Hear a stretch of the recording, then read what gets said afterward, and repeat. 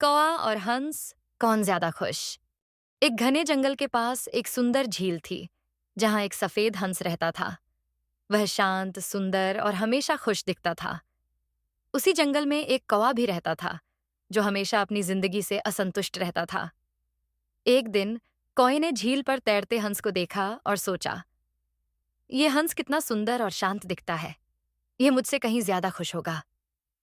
कौआ उड़कर हंस के पास गया और कहा, तुम दुनिया के सबसे खुश पक्षी होंगे।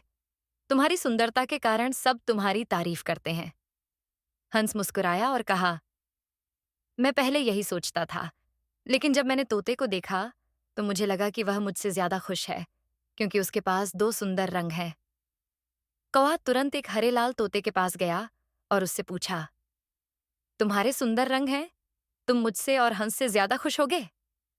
तोते ने सिर हिलाया और कहा, शुरू में मुझे भी ऐसा लगा, लेकिन जब मैंने मोर को देखा तो मुझे एहसास हुआ कि असली सुंदरता तो उसमें है।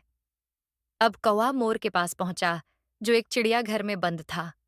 मोर बहुत ही सुंदर था, लेकिन जब कौए ने उससे पूछा कि वह सबसे ज्यादा खुश है या नहीं, तो मोर उदास होकर बोला, मेरी सुंदरता के कारण ही मुझे इस पिंजरे में कैद कर लिया गया, जबकि तुम पूरी तरह आजाद हो। सच कहूं तो इस जंगल का एक साधारण कौवा मुझसे ज्यादा खुश है। ये सुनकर कौए को अपनी गलती समझ आ गई।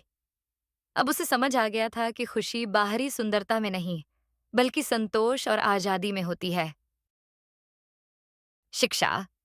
बाहरी सुंदरता से ज्यादा मन की सुंदरता महत्वपूर्ण होती है।